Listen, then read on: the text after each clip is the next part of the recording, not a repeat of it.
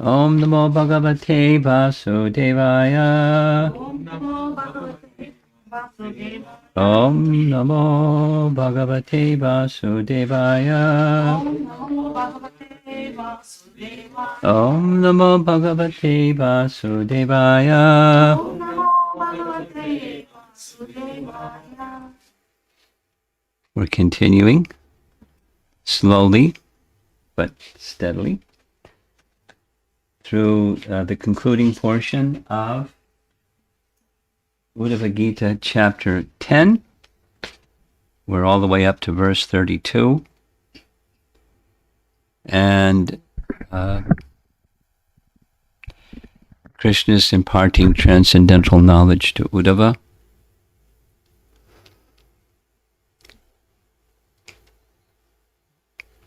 Essentially leaving no wiggle room, no reasonable approach for fruitive activities. Instead, the alternative, devotional service to him, to Krishna. But something that it's an impetus to help move towards devotional service to Krishna is to understand the futility of fruitive activity. Acting in the modes of nature, trying to be the enjoyer, and all of that. So here's text 32 translation.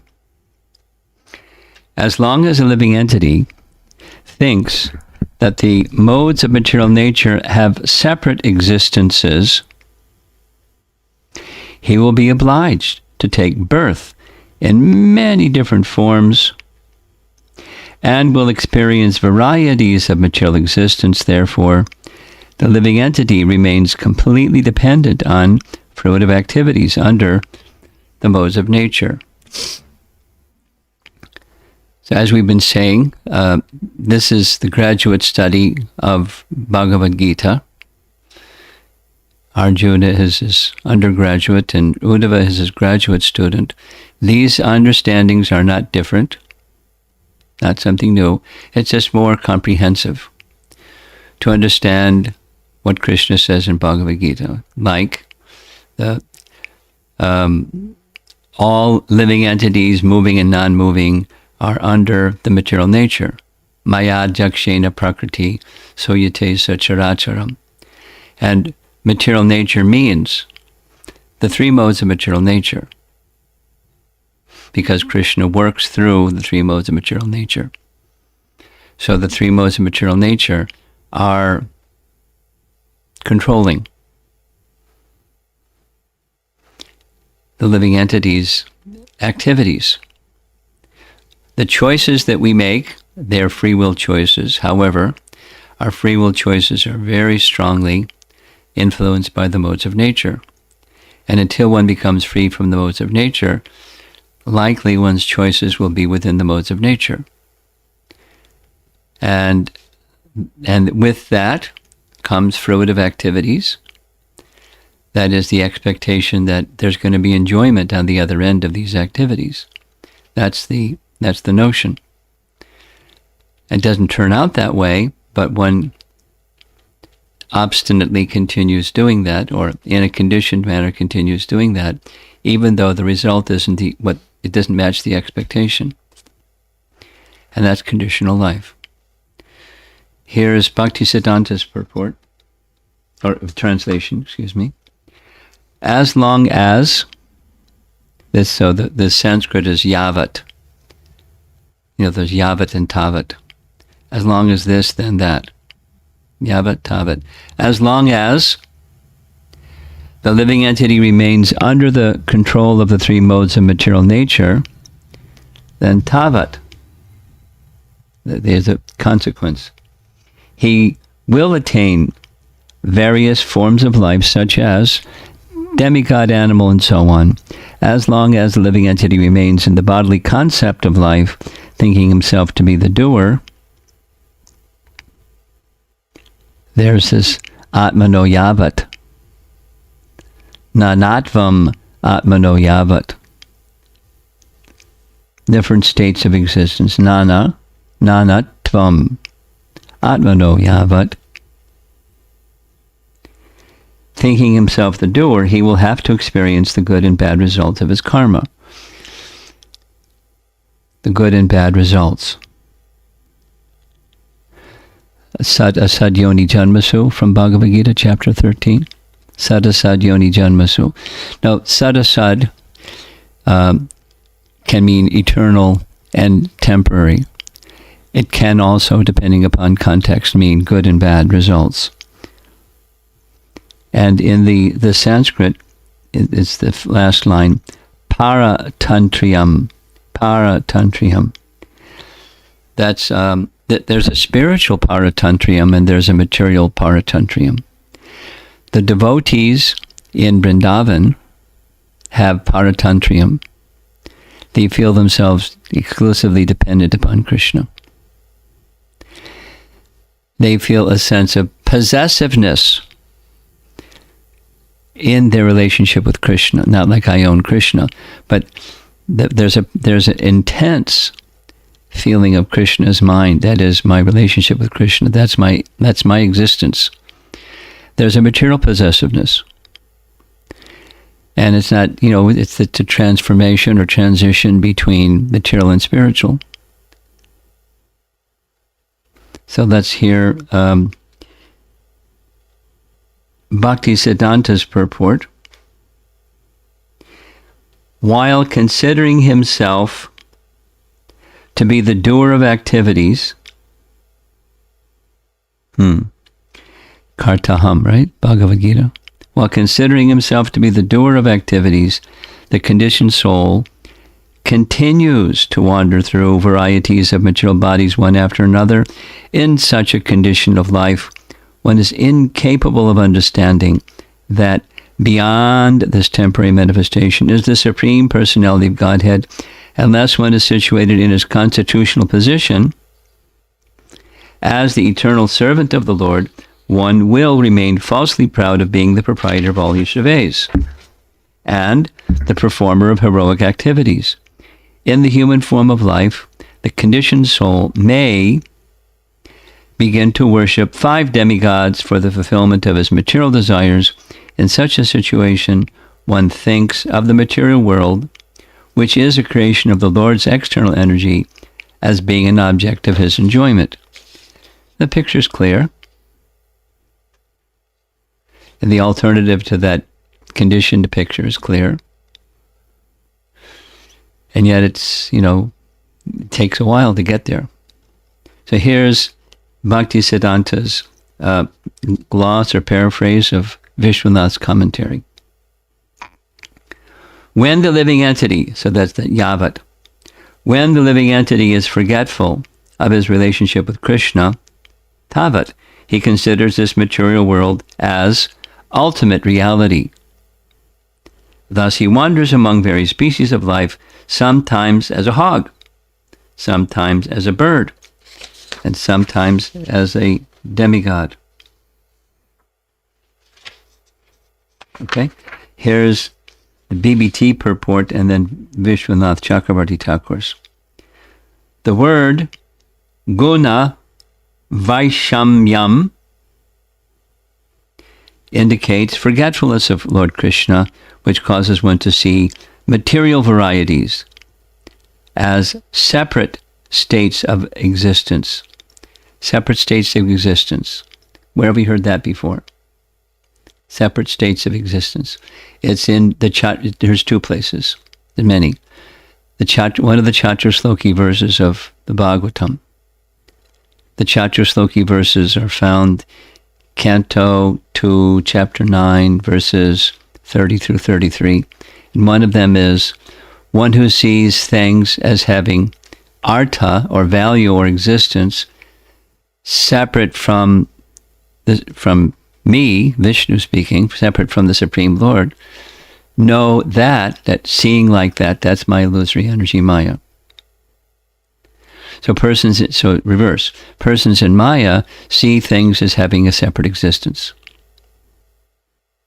There's objects potentially for fulfilling my desires. That's why there's creation. One of the reasons living entities want to enjoy, here it is. Here's a sandbox, go and play. There's no enjoyment. But it's illusion. It's illusory enjoyment, whatever it is. So, guna vaishamyam, which indicates forgetfulness of Lord Krishna, causes one to see material varieties as separate states of existence, like good and bad, and happiness and distress, and enjoyable and not enjoyable. Seeing like that is a result of forgetfulness of Krishna. The living entity, being attracted to material varieties and having faith in them, is forced to experience these varieties in different material bodies, such as those of demigods, pigs, businessmen, insects, and so on, according to the karma mimamsa philosophers. Who are the karma mimamsa philosophers? We've heard this before. Now we're going to hear it again kind of extensively in Jiva Goswami's writings. Karma mimamsa philosophy says there's no Ishvara. There's the modes of nature. There's duty, or proper performance of the activity of the living entity. And above the living entity is the laws of karma or dharma, and one is to abide by that. And if you abide by that, you get a good result.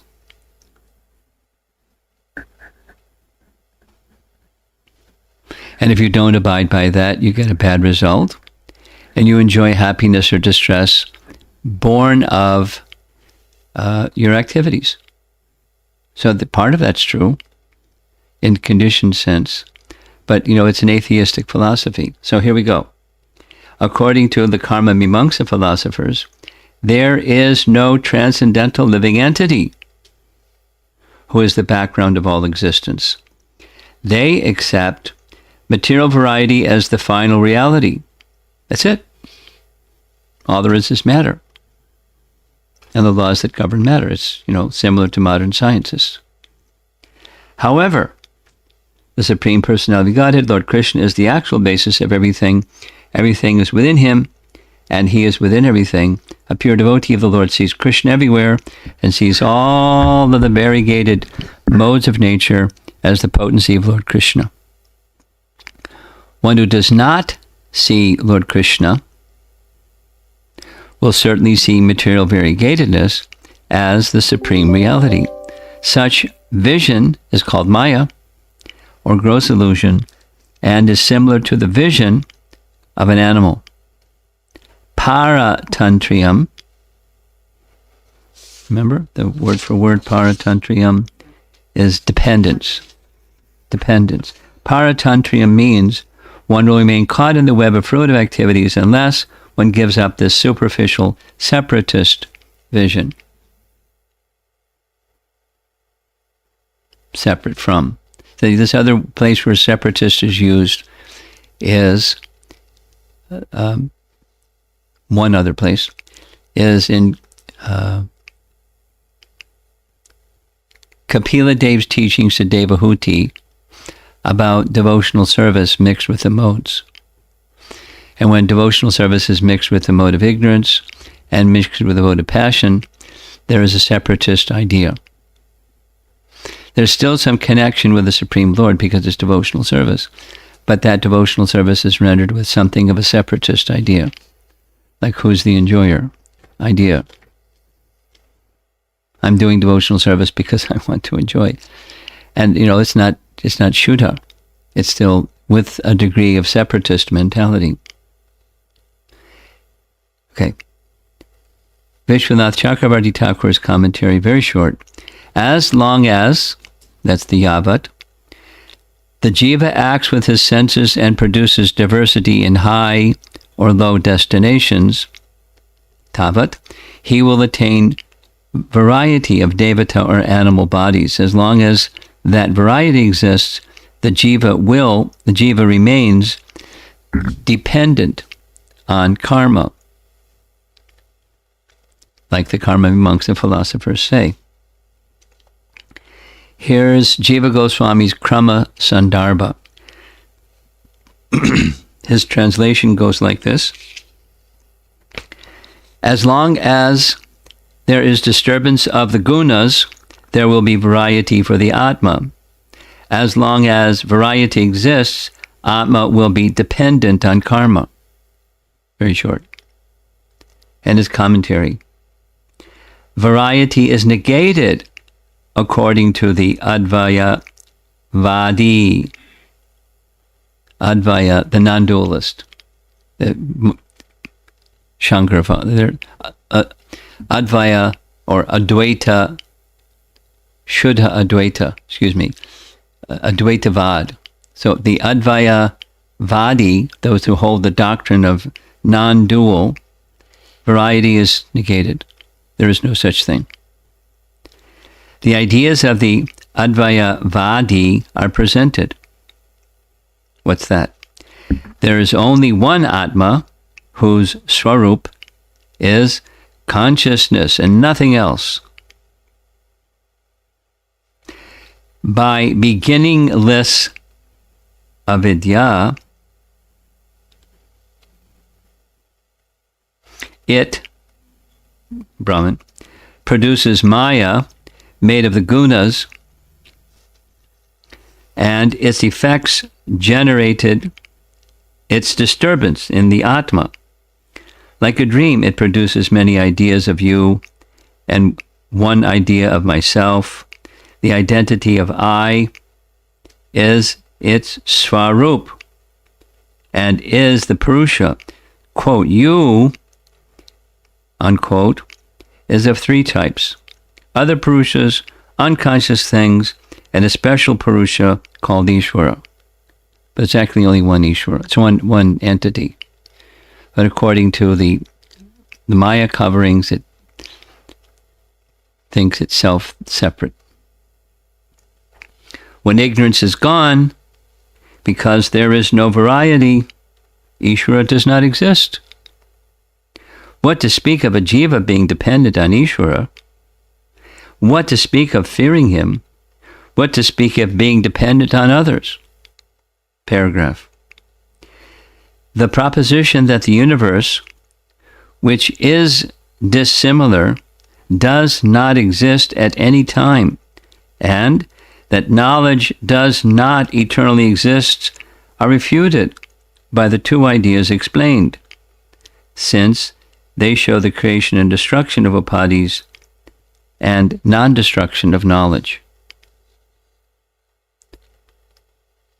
He's way up there, Jiva Goswami.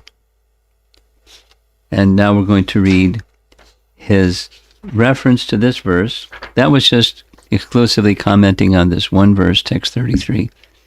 Here's Paramatma Sandarbha. The Paramatma Sandarbha deals with understanding how the Paramatma feature interacts with Prakriti, because that's what he does. He is the Ishvara of Prakriti. It's not describing the activities of Bhagavan, it's describing the activities of Paramatma, a less than complete picture of Bhagavan. So here's the discussion. It's Anuchhed 32 from Paramatma Sandarbha, text 1. Someone may say that it is only because of the influence of the false ego that one thinks there are many different souls, each the witness of a particular field of activities. This mistaken idea is refuted by the Lord himself in a passage of Srimad Bhagavatam that begins with these words. Now it's Uddhava Gita, chapter 13. This is still chapter 10. Translation. To Uddhava. If your question assumes that all variety is ultimately an illusion, then how can such a question be at all meaningful? Oh, Brahmanas, what is the truth about you and about me, who am now speaking to you?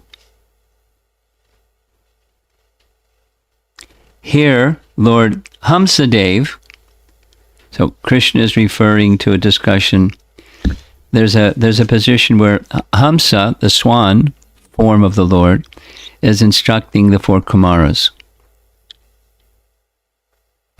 And this is Krishna is referring to that discussion between the Hamsa avatar and the Kumaras.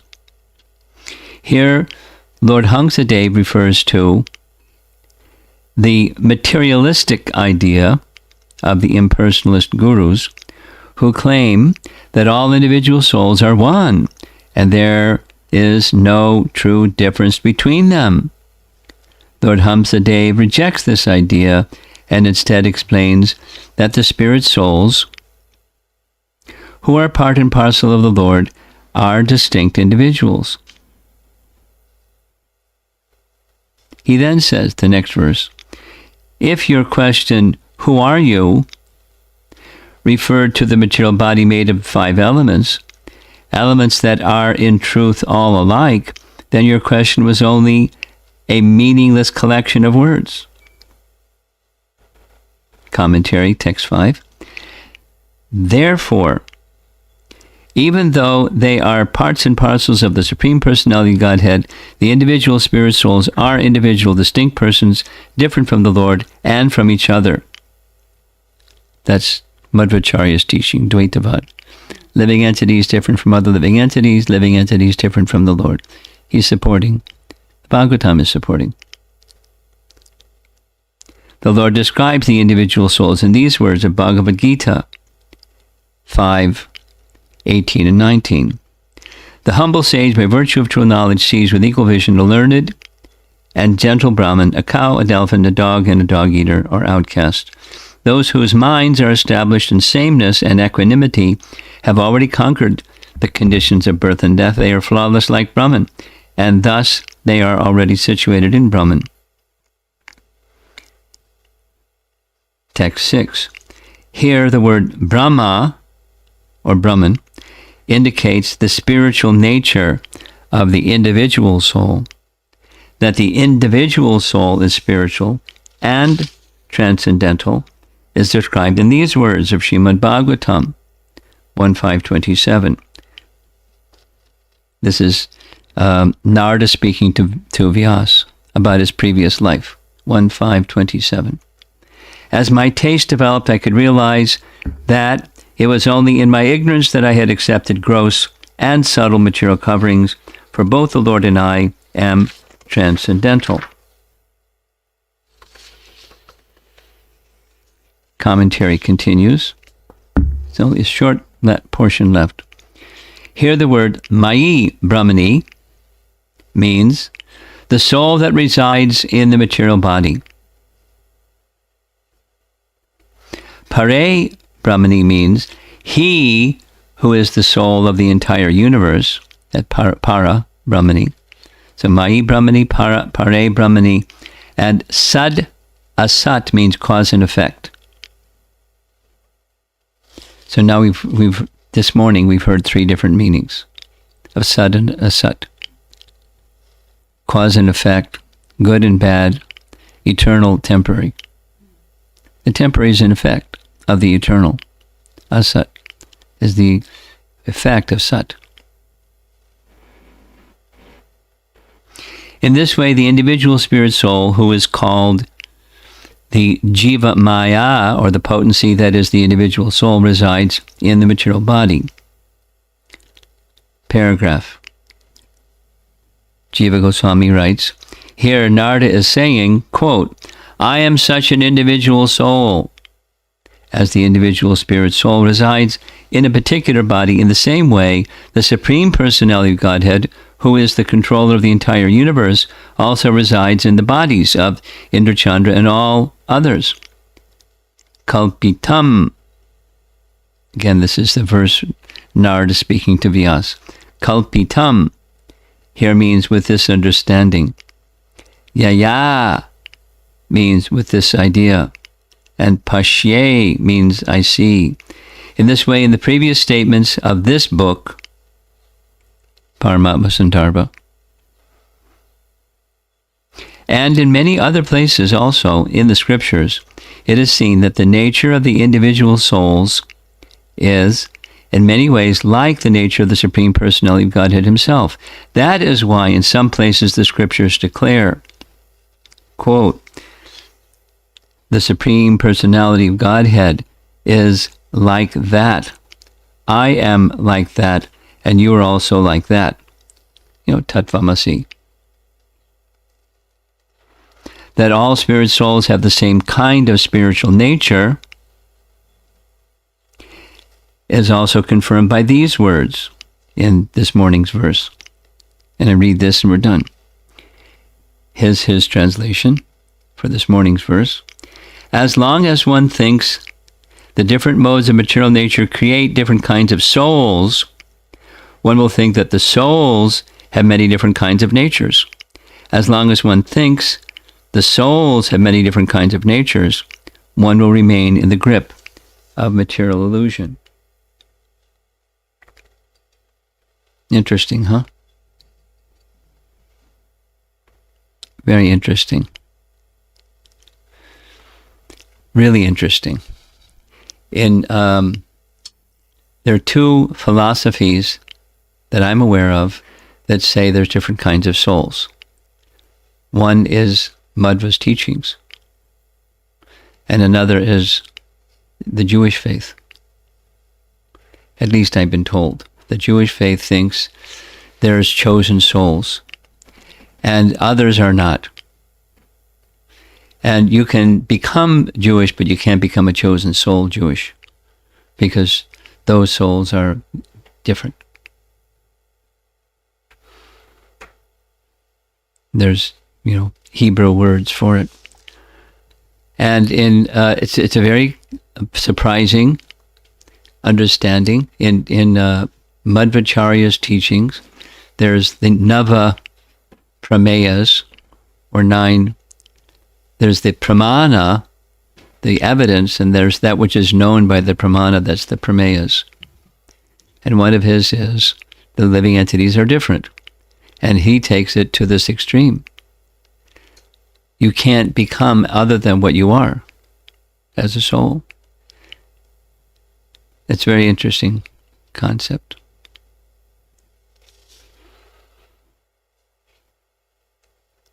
There's details. So let's go to can you fix the focus? The focus is really fuzzy.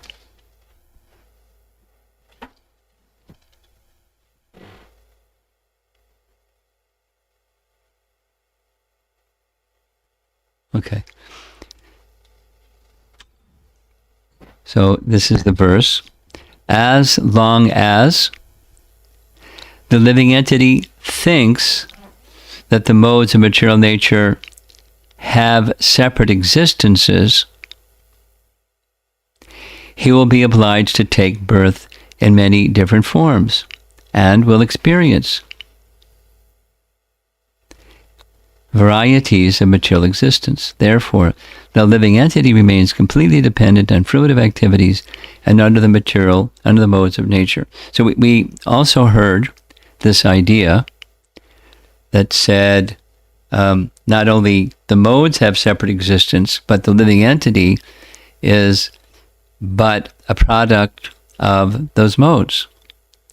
Living entity is not a product of the modes, but that's a material conception that some people think.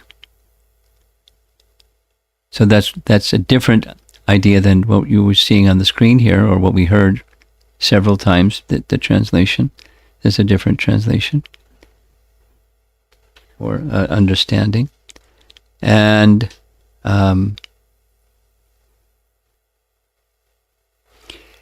the other understanding is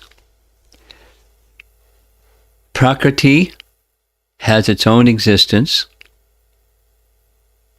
and it's separate from Ishvara. So you don't really need, it's a karma mimamsa idea. Prakriti exists with modes making up that Prakriti, and thinking in that separatist way, then where it will perpetuate material existence. And in the perpetuation of material existence, one will engage in fruitive activities according to the influence of the modes to try to be enjoyers, and trying to be the enjoyers of fruitive activities, whatever the mode is, even the mode of goodness. That's what we heard previously in this chapter. It takes you up to a heavenly planet, but it's the same conditioning program, temporary, illusory, and depleted. One will be forced as long as one thinks separate. So how do you go about changing the dial? So you're not thinking Prakriti and the modes of Prakriti have any separate existence. Well, knowledge of what's behind Prakriti and what's behind the modes. When one turns attention away from the Supreme, who's behind Prakriti, then you don't see him. You see Prakriti and think that's it. That's it. That's reality. Like, here we are. We're in the living room and several of us seated together and this and that and the other thing. And that's reality. We're not conscious of a higher reality as we're sitting here in the room. And knowledge says, well, yes, we're sitting in the room. It's not false, but it's temporary. And there's a higher reality, and let us conduct our activities trying to connect with that higher reality and seeing the temporary things that are meant to be used in the service. This is bhakti understanding of that higher reality, or the Supreme, or Bhagavan, or God, or the Source, or Krishna, or whatever. Rendering service to that which is beyond the senses to perceive. For those that are very fortunate and the Supreme Lord reveals himself to them, they don't see with their material senses, they see with spiritual senses, and that's the Lord's prerogative, to reveal himself to others.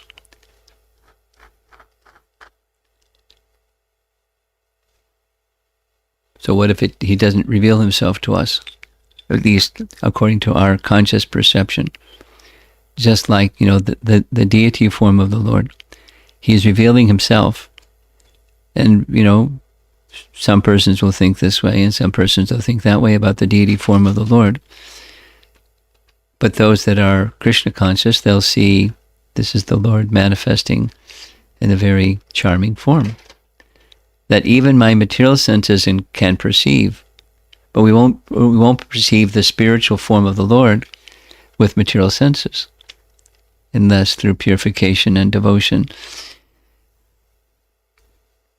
and knowledge.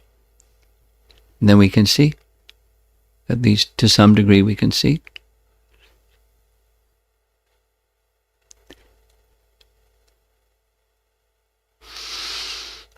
So let's see if there's some discussion on this morning's verse, text 31. 32, excuse me.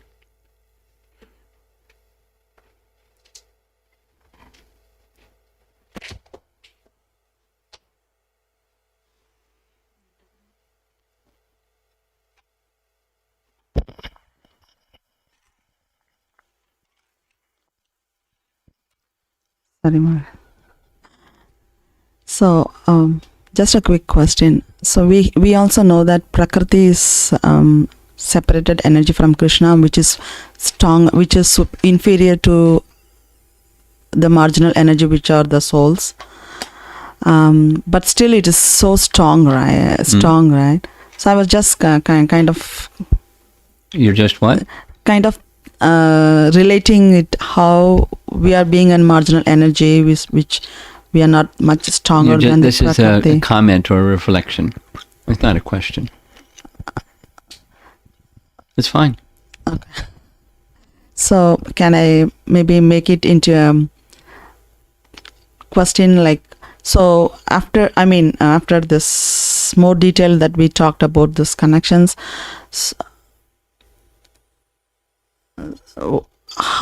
how we can, with the, so this Prakriti is stronger than the marginal energy. That's the idea I'm getting. So Not exactly.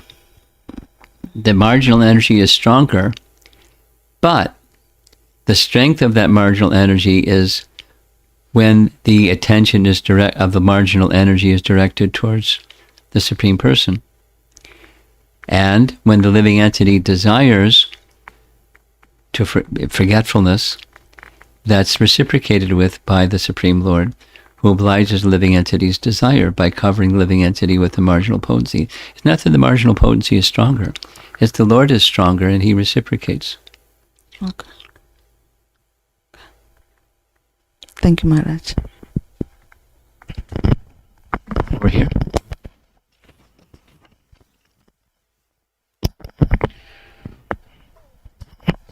Hare Krishna Guru Maharaj. Like we have so much faith in this mode of nature or in this material worlds. Somehow I'm observing that consciously there is some, observing or just seeing that how interesting things are happening around. But subconsciously there's a deep attachment still pulls.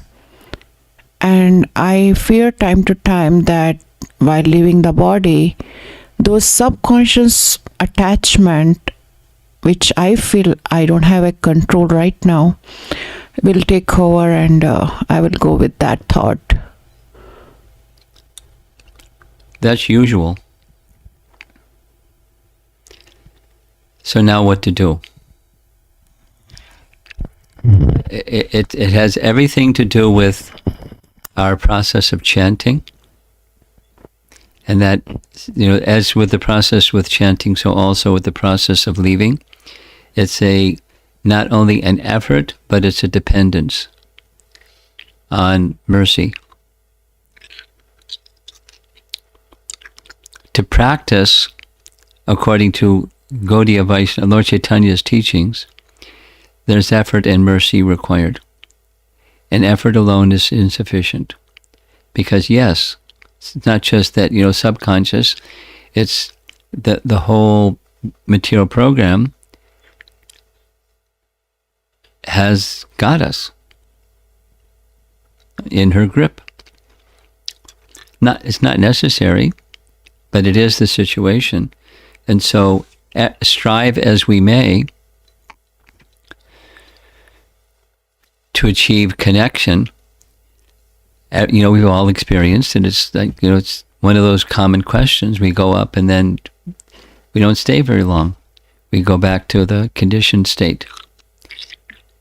What to do? It's the same question. Like, that we were saying last time I was visiting in Naperville. It's the I'm Not There Yet Club. I know, and then very quickly it goes back to where I was before, or close to where I was before. Don't seem to be making much progress. I'm not there yet. I have faith, and I practice, and I get some insight, but I don't stay there. Very quickly, it goes back to the conditioned consciousness and way of moving through the world and living my life. It's the same territory for all of us conditioned souls practicing bhakti incompletely. So what to do? It's a different version of your question, but it's essentially the same question. We're under the grip. What to do? So we continue to make effort and we call for mercy.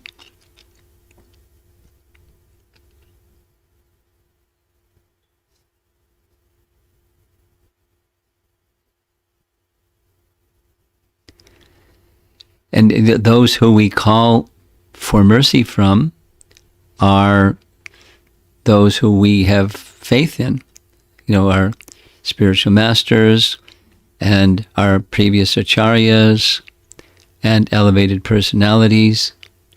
That principle moves one, leverages one progressively into the stage of Raganuga Bhakti, where it's spontaneous. but it doesn't come without cultivation. That there are persons who are perfected, and we look to those perfected souls not to imitate, but to take inspiration from and receive mercy from. That's where Lord Chaitanya's if what to speak of get out of the clutches of our conditioning, to go to Goloka Vrindavan, that's a requirement. Say it negatively. One will not go to Krishna Loka unless that form of bhakti becomes our way of life. So we have some distance to go. That's okay.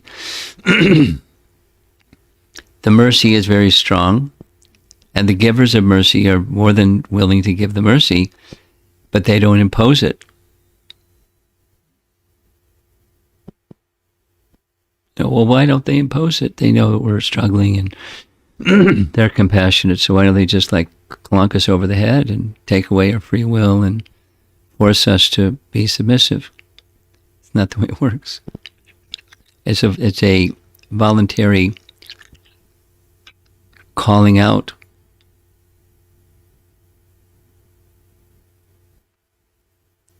So that's what to do.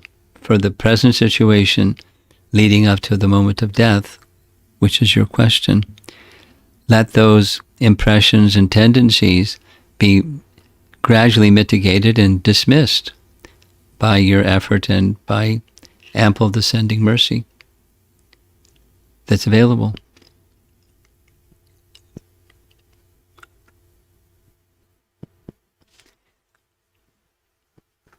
Anything else? Anything online? Yes. Okay. This is from Yamuna Mai Devidasi. Maharaj, Hamsa avatar has a relation with Kumara Sampradaya. Can you please elaborate it? How did the knowledge was passed in that lineage?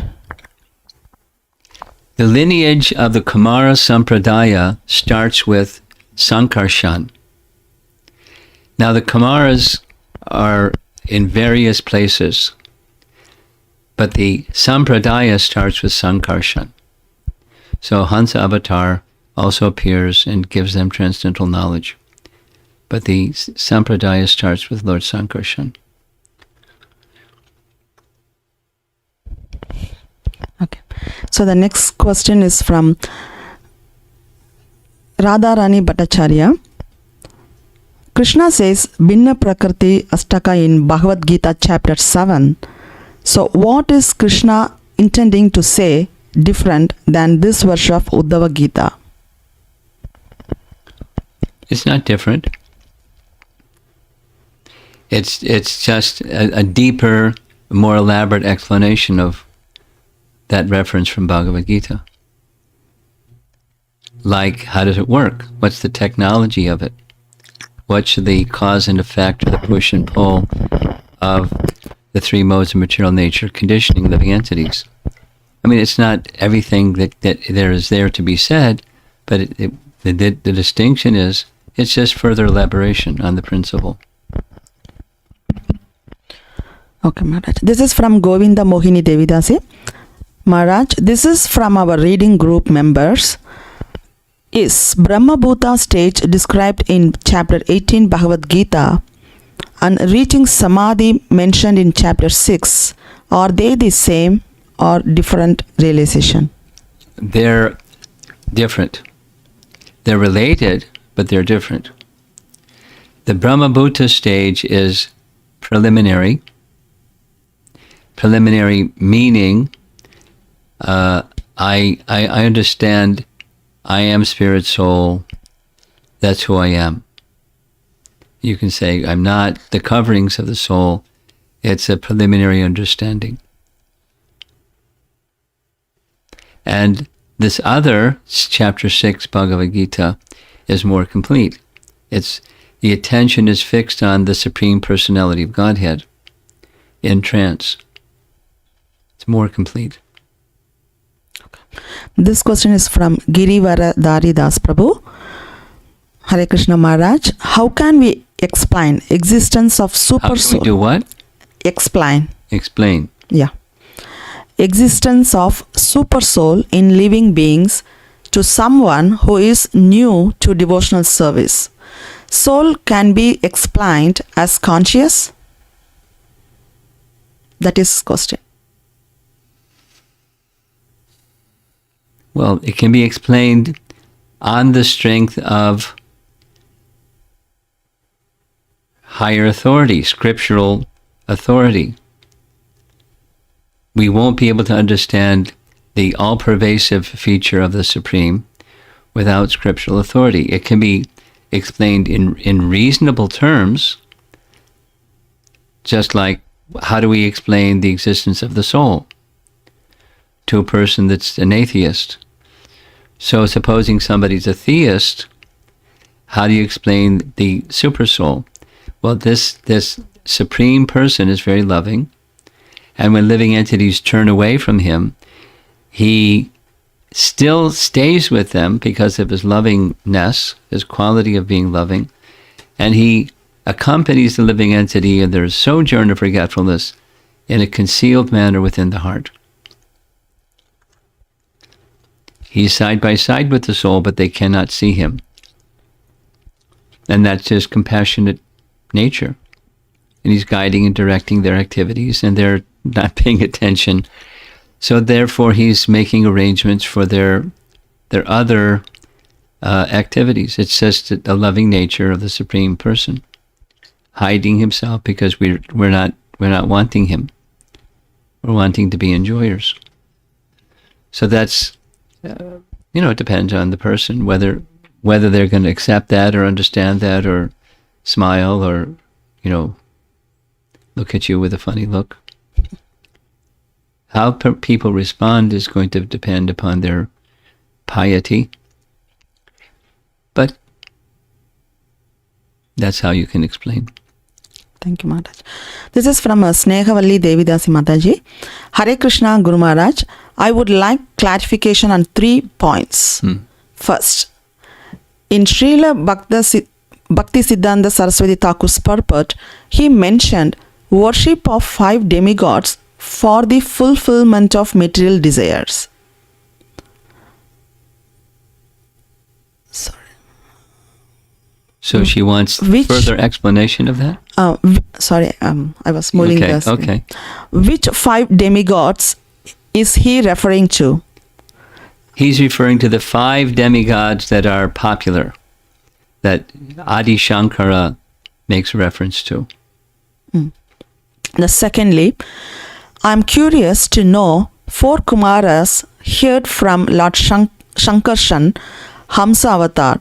Is this after they become devotees of the personal future of the Lord, or when they were Brahmavadis? That's a second. I'm not sure what her question is, but they became Vaishnavas or devotees of the Lord in Vaikuntha. But the details of the Vedic wisdom came from Sankarshan. They heard from Sankarshan the details, but they became devotees right in Vaikuntha. So you want me to repeat the second question, Maharaja? No, that's Okay, it. yeah, That's my okay. answer. Okay. Third, I'm curious to know difference between 2 different types of souls mentioned in Madhvacharya's philosophy Yeah, it's complicated. and 4,000 types of human species mentioned in Bhagavad Gita. Is there a connection there? Yes, but it's too complicated to explain right now. Snehavalli, I'll refer you to a place where you can get the detail, and you'll be a little puzzled because it's not what we're used to hearing, but it's detailed very clearly. And I'll send you the reference. This last question is from, there is no name. Would it be okay to ask general questions not related to the topic? Yeah, it happens all the time. If so, I am curious to learn Maharaj's view on natural farming, Natural what? farming, agricultural farming. Farming. Yeah. Okay. No tilling, weed removal, pesticide, unnecessary effort, etc. That your views on natural farming. It's a no-brainer. I mean, there's consequences for these artificial as opposed to natural methods. And so, preferable or ideal is without the artificial methods of pesticides and so forth. And whatever it means, the crops may get eaten by pests or something like that. You deal with it, but you don't do pesticides. And, the natural course of agriculture is Vedic. There were pests or insects or whatever, diseases that would blight a crop. That happened during Vedic times, presumably. But you abide by nature's way, and long term you're going to get the best result because it's pleasing to the personality of Godhead and not murderous. And there's consequences for that, for the other. Okay, that's it. Something more?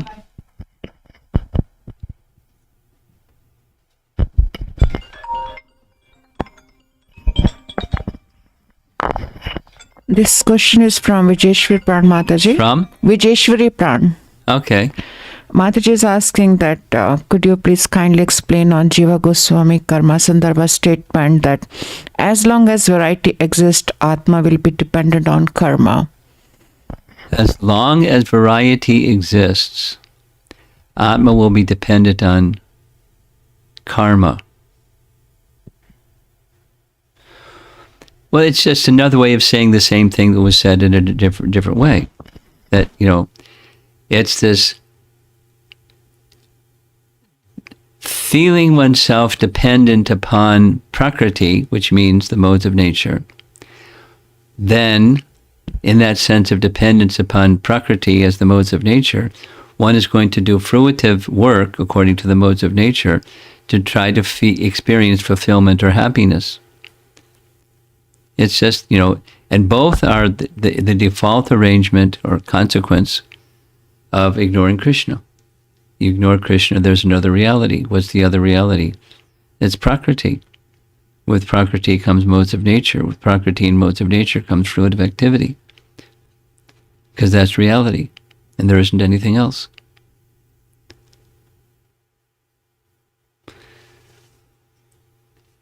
Srila Prabhupada ki